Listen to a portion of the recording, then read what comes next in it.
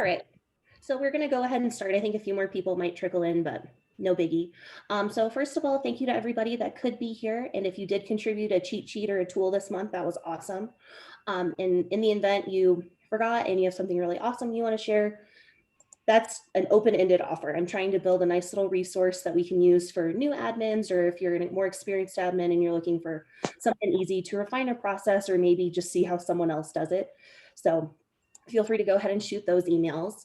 I was contacted by a member of the CCTSI pilot program. Her name is Deborah Suster. I'm probably butchering that name, but it's all fine and good. She represents our campus at the National NCATS QA/QC group. That's not something I'm super well versed in, and I'm not exactly sure what that means, but if it does apply to you, she has developed an extensive REDCap system for collecting grant applications, collecting reviewer expertise, and managing study section documents. She has a pretty crazy schedule, and unfortunately she wasn't able to join us today to share that with us, but she wanted to know if that's something we would be interested in bringing to the group in the future, either in, it's a normal RAID meeting or facilitating maybe a smaller group for the people that it does affect. So Natalie's going to pop a poll up on the screen so that you could go ahead and cast your vote regarding that particular speaker. Hey, Katie, this is Deborah. I'm here. Oh, yay, you made it. Yes. How Yes. did I butcher your name? I'm sorry? How do you say your last name? It's Schuster. Schuster. Okay, so not Suster. It's no problem. Yeah, and NCATS is one of those things, either you know that you're involved in it or you're not. So, now that I'm working with this QA/QC group, I've got some insider knowledge on how to navigate through that system, and would definitely, just wanted to reach out and put that out to anybody who's interested in looking for some help and guidance there to help improve the quality and streamline the whole submission process. So just putting it out there to see who's interested. Awesome. Well, that's good, because with the polling, let's see here, share results. Terrific. Awesome. So we'll definitely get you on our 2021 schedule, either in person or more of these awesome virtual meetings. Sure. And actually, I can put my email into the chat. So if anyone is interested in reaching out to me sooner than that for anything, I'm happy to talk to them. That would be fantastic.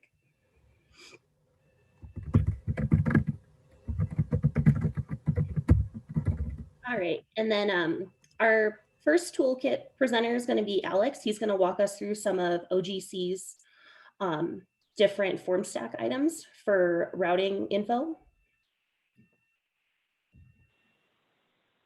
Okay.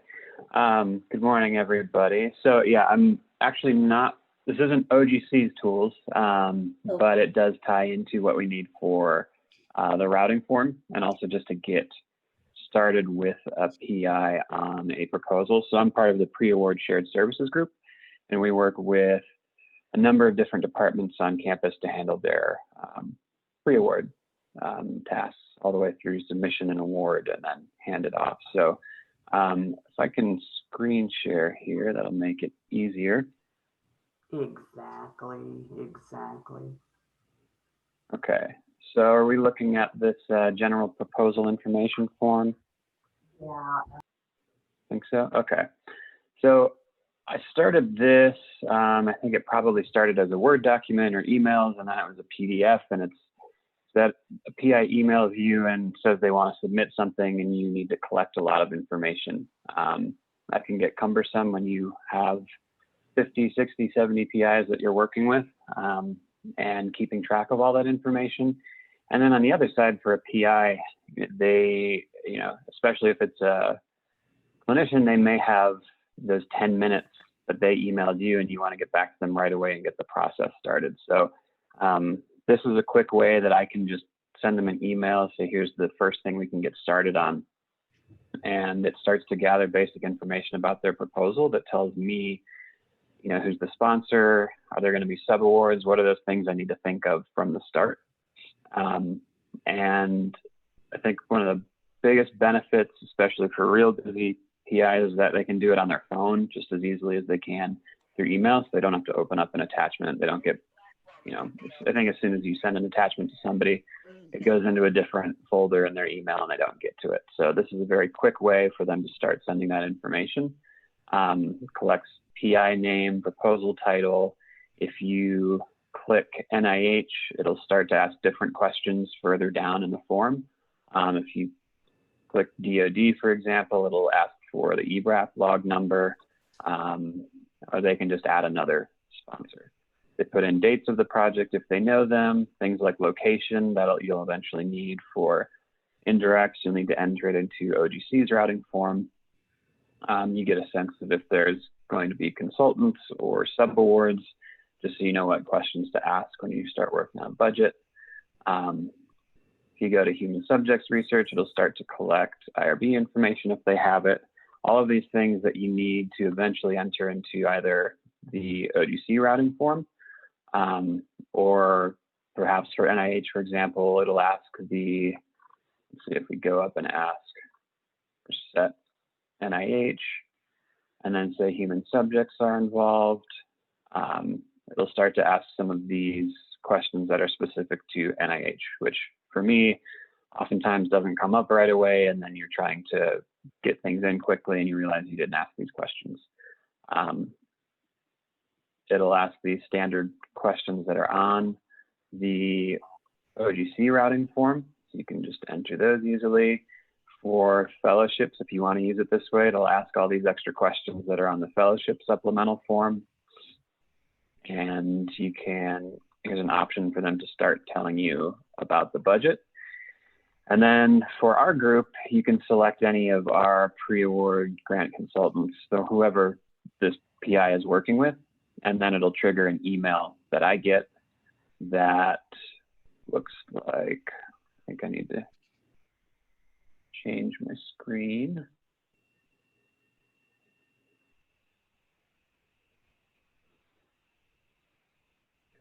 Okay, so I'll get an email that has all that information. It also sends me a PDF that has the same information, but this one was Dr. Cindy Luhu, methods for treatment and clinical translation of a heart 3 times too small. All those fields we just went through that you'll eventually need in the proposal. And then I've got this anytime I need to check on details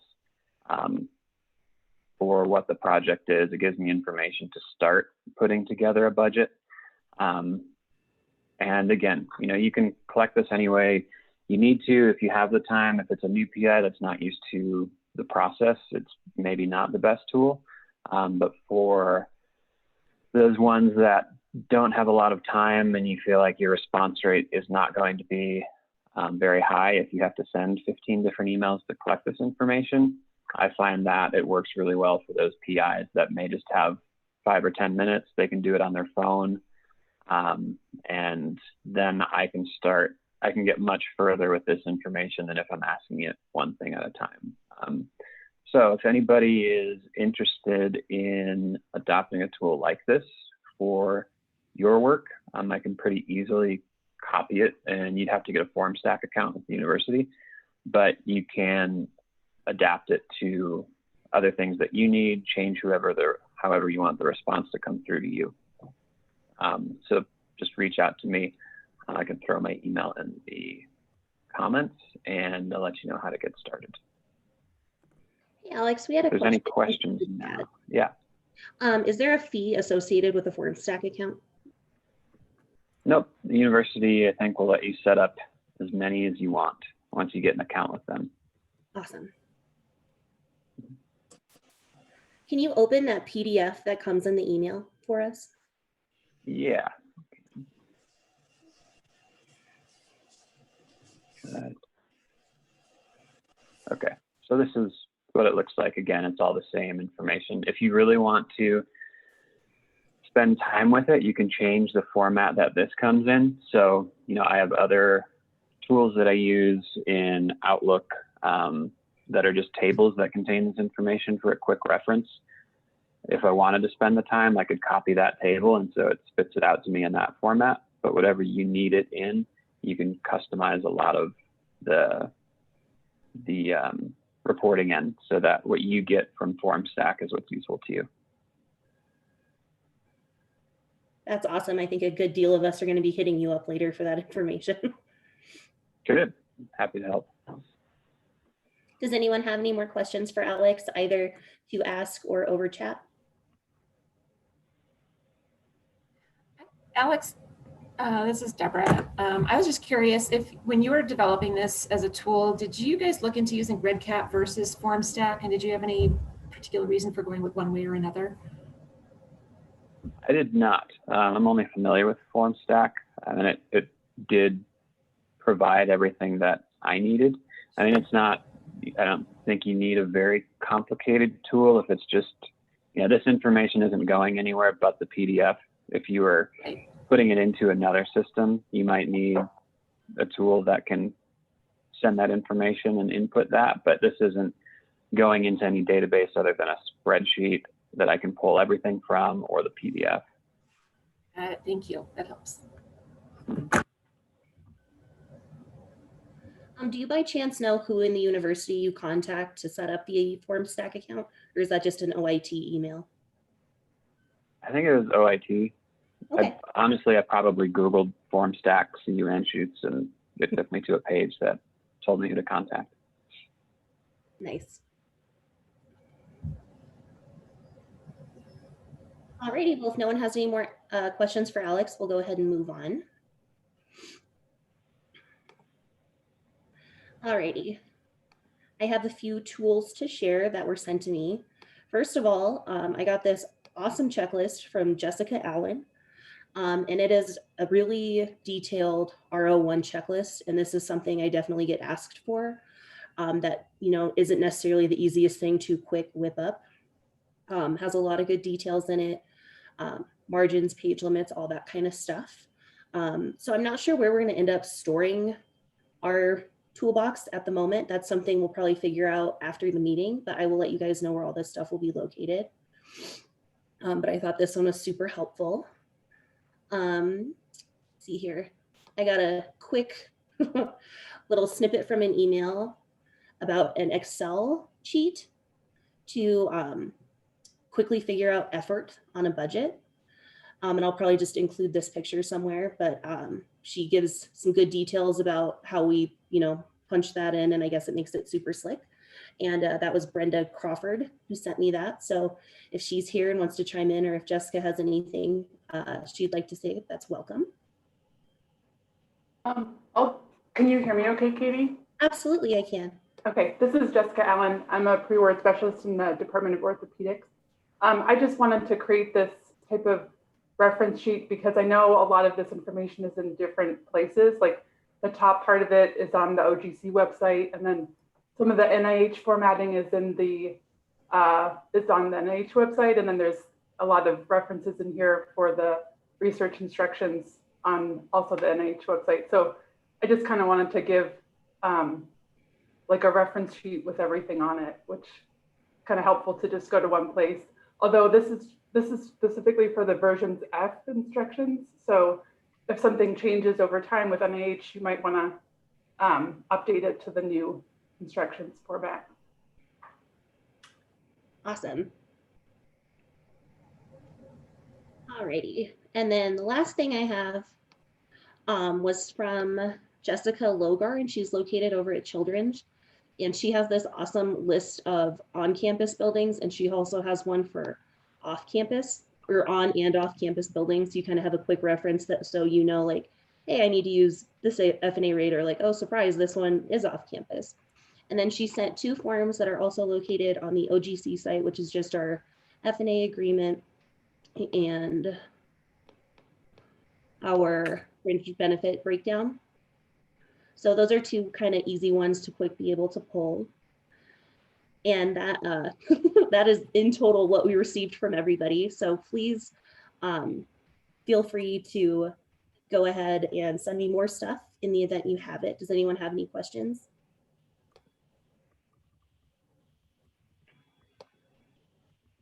Awesome possum. All right, so now we're going to move into just kind of an open best practices discussion. I know that nobody is super talkative and alert at this hour of the morning, but please be kind and participate for me. All right, we're going to kick it off with a group poll. that I've sent Natalie in advance. So how do you stay organized? And I know that this has probably changed for most of us since we've been home. Are you a write or die paper person? Are you strictly Post-its and planners? Are you more of an Outlook and a detailed calendar person? Or are you a tracking sheet or other self-made system kind of person?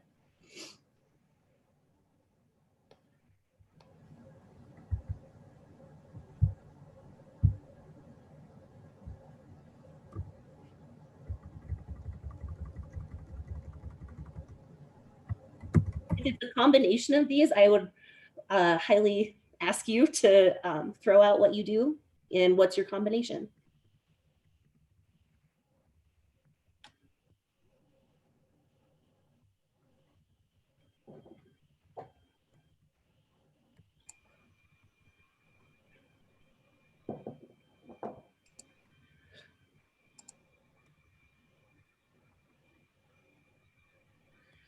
I'm glad to be among the 40% of paper people. For those of you that's a tracking sheet or self-made system, if you have a system that you utilize that is not a tracking sheet that you'd be willing to share with us, that would be awesome.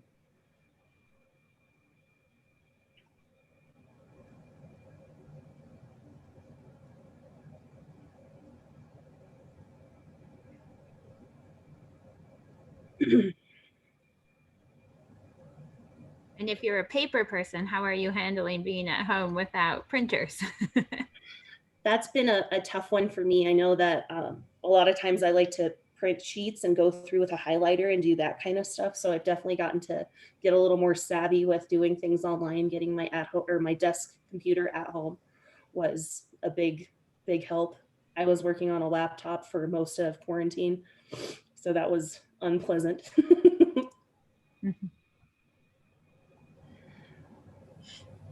Alrighty, and then I guess to kind of leapfrog off of the paper thing, when we're looking at how we do record keeping and now not having as much paper, have you guys planned to change any of your systems? I know my DFA was a really hard paper person, and now she's talking about going paperless after COVID. So how's that looking in your departments or in your centers?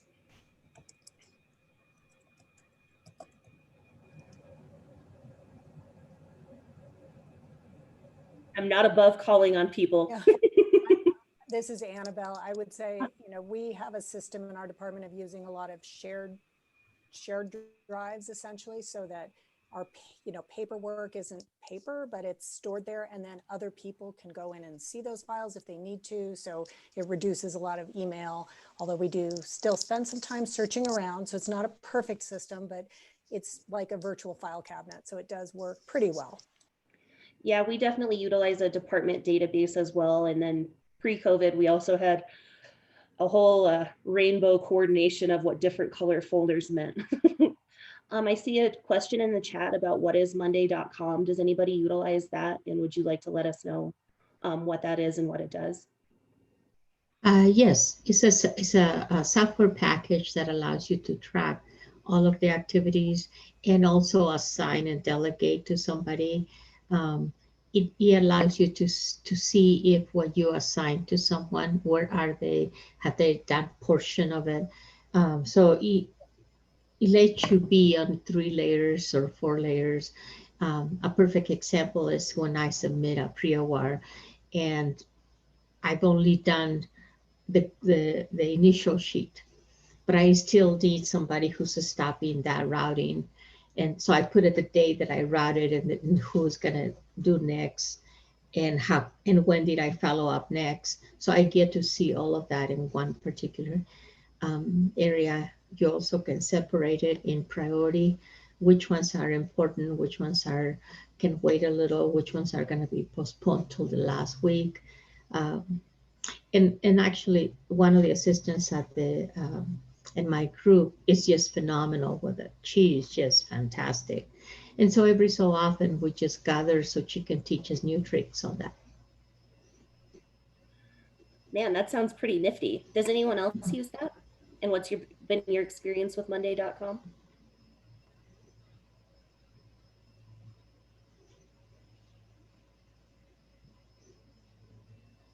Okay, no more on Monday.com. I see a few people in the comments saying that they use different shared databases. I know in pharmacology, we have a very clunky, old, just a Microsoft Access database. Does anyone have anything more modern that they utilize?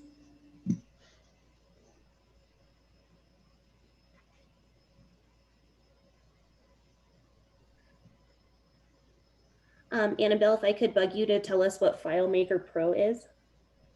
All I can tell you is it's a database package, and it's what our department uses and seems to prefer quite a bit to REDCap. And I'm not really a database person, so I can't tell you why, but we have recently just built a module for our pre-award, for example. And so, you know, we're trying to get out of using like Excel tracker sheets, which is what we were using before, and into this database. So, you know, I'm excited about that, but it just happens to be the one that our IT people prefer.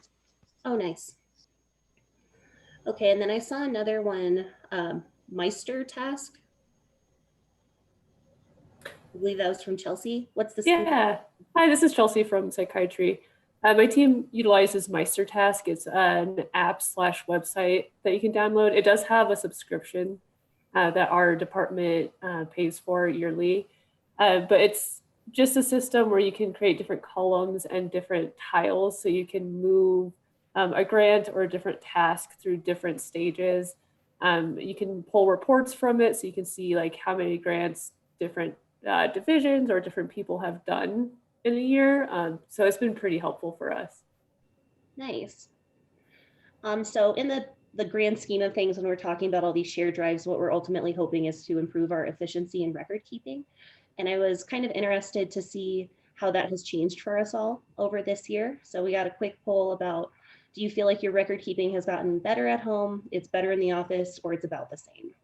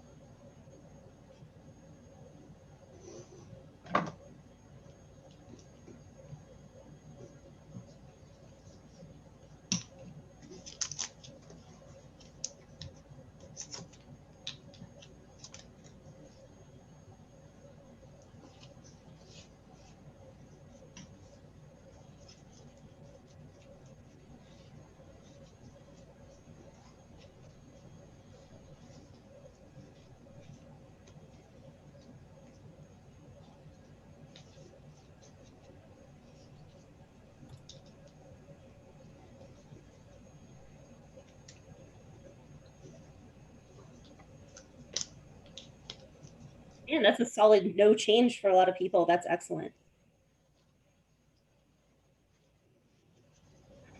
I see that another system has popped up in the chat. Does anyone want to speak on what Trello is, what it does? Do you like it? Is it cumbersome? How does it weigh in against the other systems we've talked about?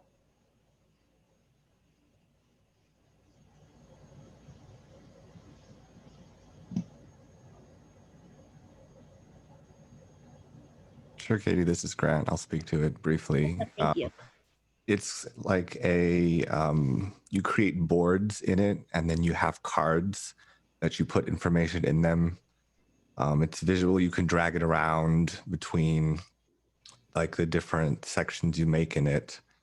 Again, we do it for mostly tickets so that people can just follow release management pretty easily. I think it's pretty easy, but I'm not the one who's actually doing the management. I'm just referring to the work others are doing in it. But I thought it's been good so far. Nice. Ellen McGrath, it looks like you have some experience with it too. Yeah, I think it kind of did trickle down through financial services, especially ahead of FYE. Like Grant had said, we use the boards as identifying stages of review. So an individual an individual task was given a card and then assigned a person based on who was accomplishing it, right? So all of the cards start on the left. And then if we've successfully gone through FYE, all of those cards would be on the right. So it's a pretty quick, I think, like visual reinforcement tool of what's been done. I think, and I mentioned it, the biggest challenge was just making sure that we were all tracking and doing it consistently so that the 3 reviewers at the end would effectively see that everyone could quickly visually know where everyone was with the process. So establishing sort of color codes, and then establishing the distinct boards as far as like what made the most sense. But once we kind of agreed on a method, it worked really well. And we didn't really have a good debrief as far as how everyone felt about it. But overall, I think in lieu of being able to have the visual paper, handoff, it served a really important need. So I enjoyed it. Awesome. Oh, Natalie, and Kerr uses that also? No, I just used it when I was helping with the volunteer coordination and helping with the regional meetings. It's really good for writing down whose task is what, attaching documents to use for the following year. So you're not recreating the wheel every year on tasks. So it worked really well. Nice. So it sounds like it's a really good coordination tool for keeping everybody accountable. And on that note, when we're thinking of keeping people accountable, how's, with being at home, how has your communication with your team and with your PIs changed? I know I have had more staff meetings in 9 months than I have at my 4 years at the university. Has anyone else had that experience, or do you find that you're not speaking with your staff as much?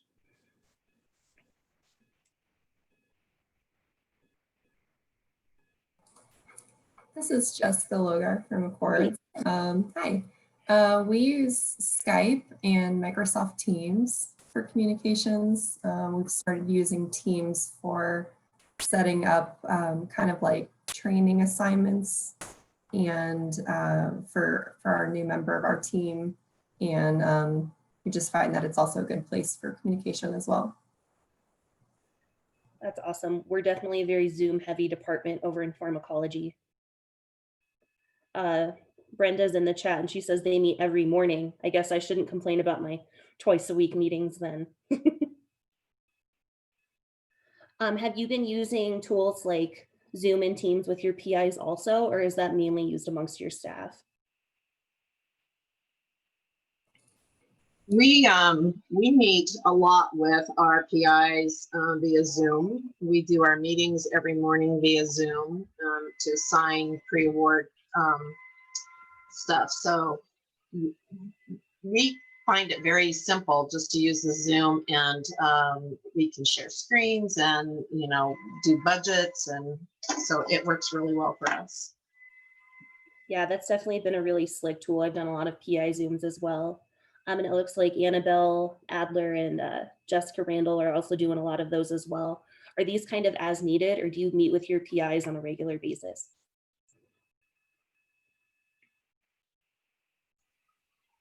For me, it's as needed. Yeah, that's pretty standard. I know some people are really good with, oh, I meet with this PI weekly. Yeah, I can't keep up with that. Chelsea isn't as needed as well. I see a few people saying it's mostly with email. I know I've noticed some pretty solid delays and some nice like midnight emails and 10 p.m. requests. Is everybody else feeling this kind of crazy work schedule, or are you pretty solid still with just getting emails between 8 and 4? Ours is just whenever. and we're working at 10 o'clock sometimes, so. Yeah, I think we all will wake up out of a dead sleep to the sound of the Outlook chime.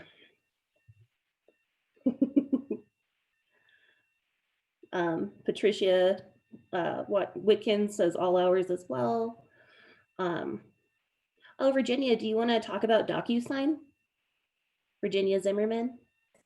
I work with a cancer center, Awesome. and we have a lot of multi-department forms and the contracts that need to be circulated and signed. And I used to carry them over to PIs because I could catch them in the various places, whether they be clinic or in their office and that.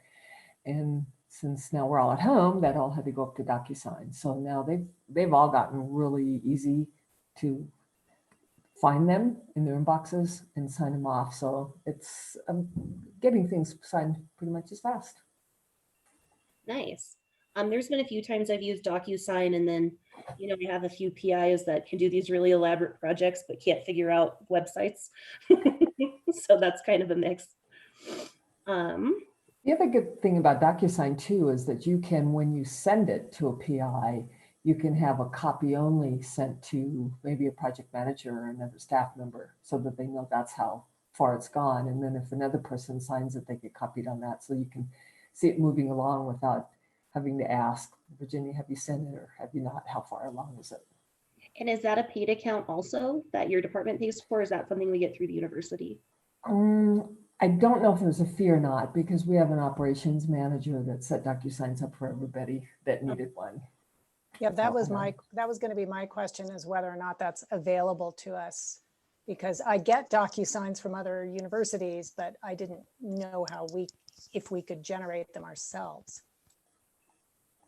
Yeah, there must be a way to get accounts but he set it up for, I mean, there's quite a few people in our group that can initiate them, I think, for different reasons.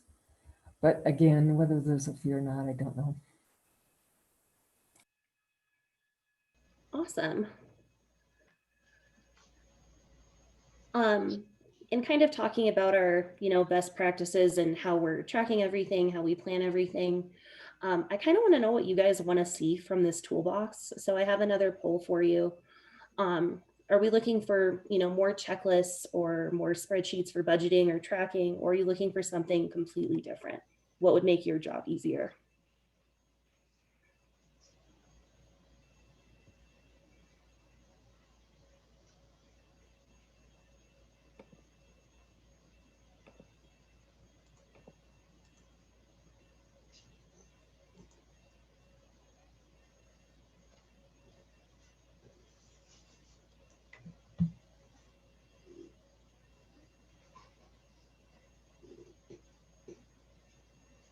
Yeah, I agree, Annabelle. I love the combination of checklists and spreadsheets.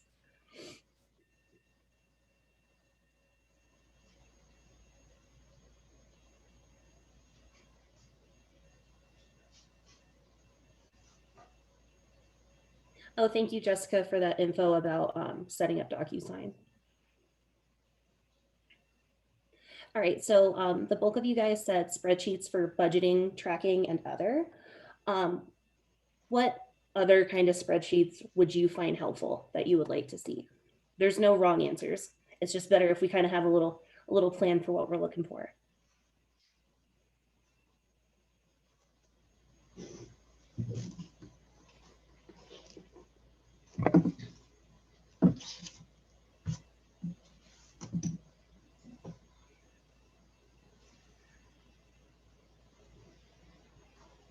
That's, Annabelle, I agree, ways to track other support. That is probably one of my least favorite documents to have to maintain for a whole department of PIs. Does anybody have a tool that they use for other supports? Or is it just the simple like NIH template or the DoD template?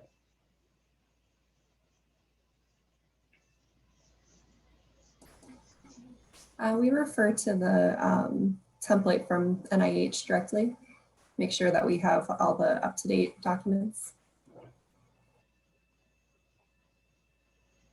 Oh, Sarah, could you talk a little bit about your spreadsheet?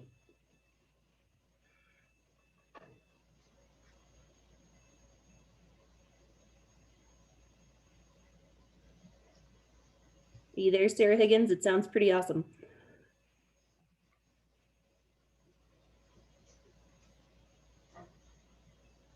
All right, we'll come back to her, but it sounds like she has a pretty slick tool to get your grant due date and all that kind of stuff.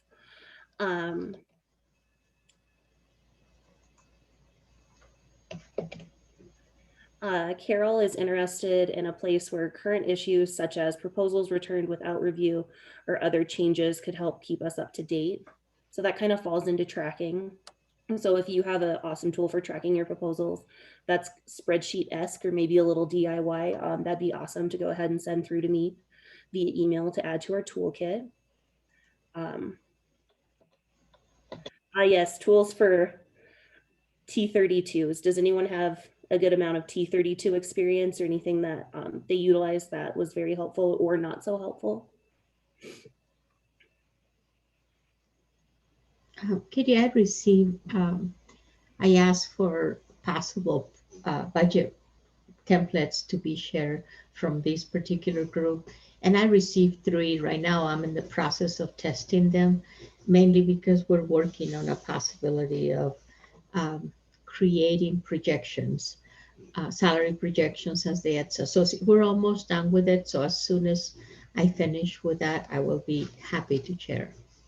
Awesome. And we're using Power Query, and we also use E2E to allow us to kind of capture several different ways to see what's faster, easier. So once we create a template, it will be a little bit easier to project based on your budget, based on the grant, or the T32 is a huge time consumer piece. So as soon as I get to which is the most efficient one for me, I'd be happy to share. But 3 people share budgets with me for the T32. That's awesome. And did you just reach out to random people or did you use the rain list or how did you get those versions? I used the rain list and asked if they could. And people in this list are terrific. I mean, wow. And Natalie is fantastic at sharing when something is surfacing and we need to know, wow, this is the best thing considering I came when this did not exist. And, you know, it's just great to gather all these people full of knowledge and I feel good. Really proud of all of the group. Thanks, Carmen.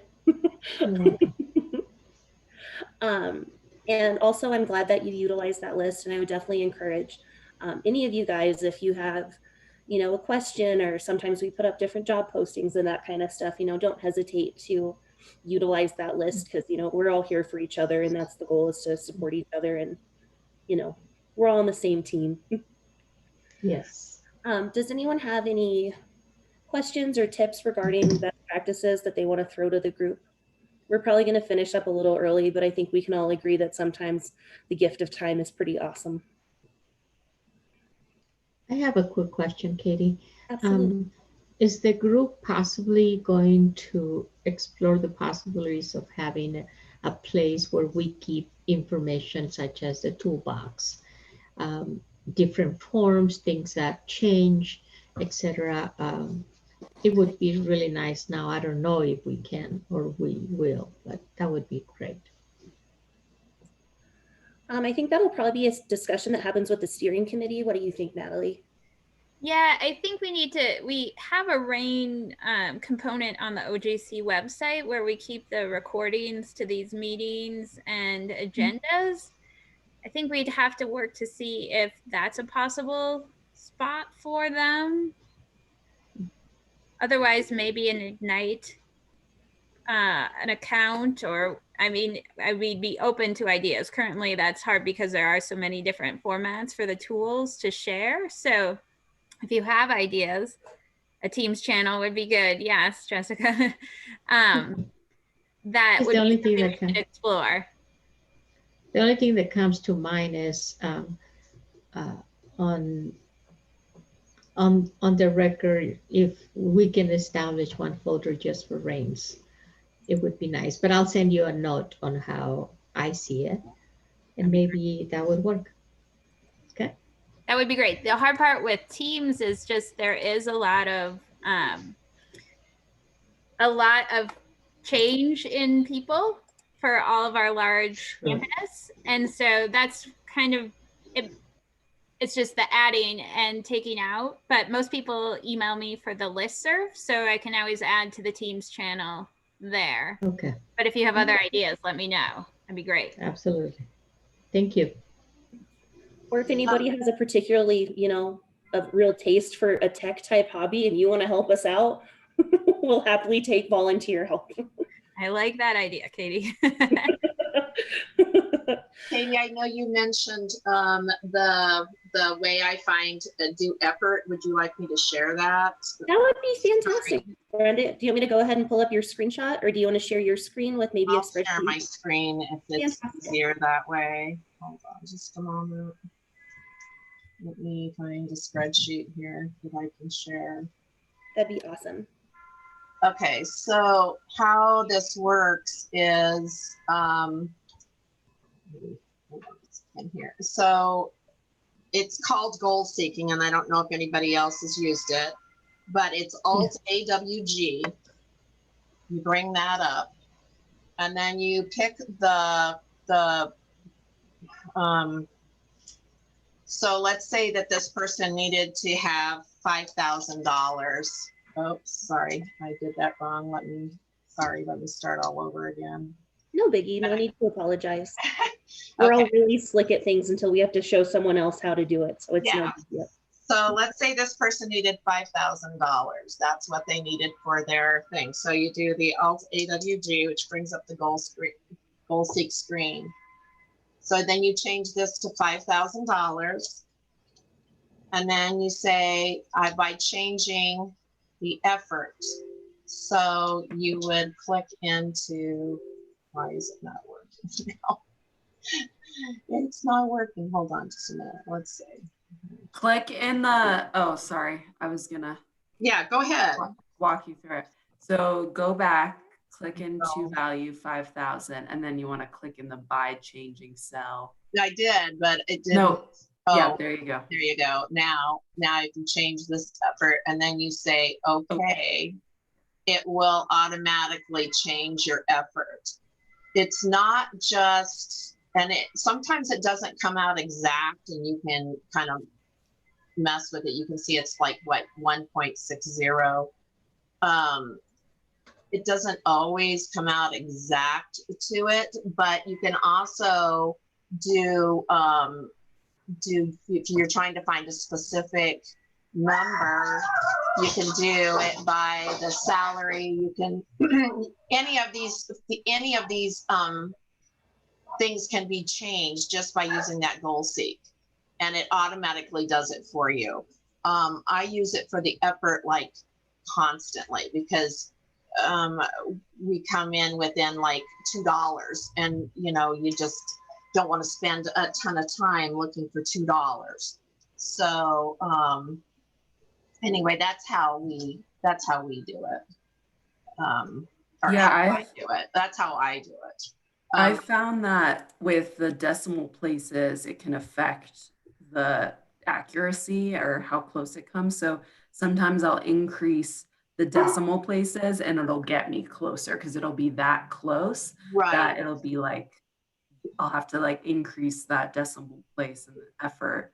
And it works pretty slick. It saved me an enormous amount of time doing that. So we used to sit there and, do it decimal by decimal, and it just takes forever. So hopefully if everybody just plays with it themselves, and you can share my screenshot if you'd like to, that will show it a little better. And I can stop sharing. I'm always happy to welcome any new Excel tricks for sure.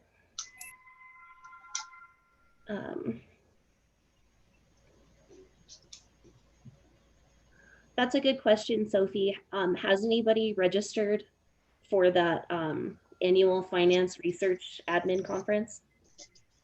Or have you attended the meeting previously?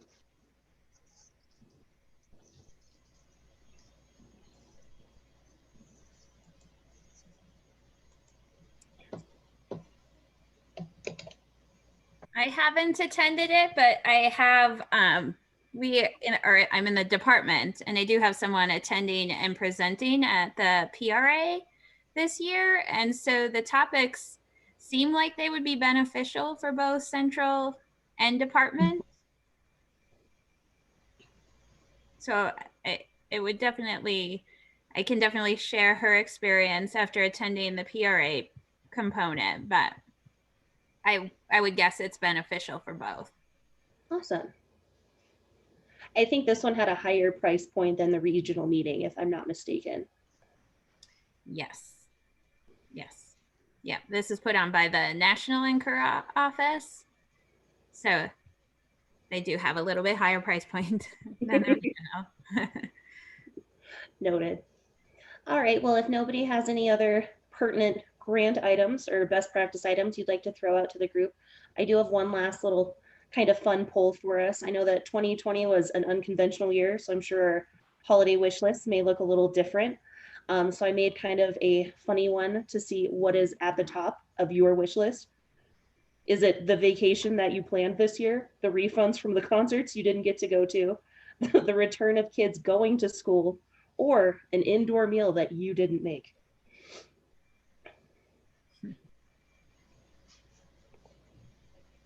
All of the above, right?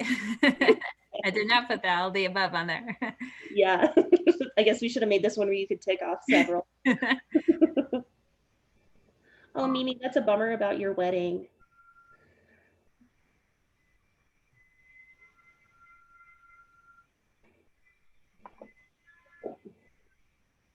I remember in March thinking we were going to only be off for 2 weeks, and here we are just about Christmas. All right, I'll share the results. I'm in this camp too. As am I. Awesome. Well, on that fun note, I hope everybody has a good rest of their day. Get done about 10 minutes early, and yeah, stay safe, wear your mask, all that good stuff. Try not to get too stir crazy. Thank you, Katie, and thank you, Natalie. Yes, thank you. Great job. Happy holidays to everybody. You too. Thank you. Bye.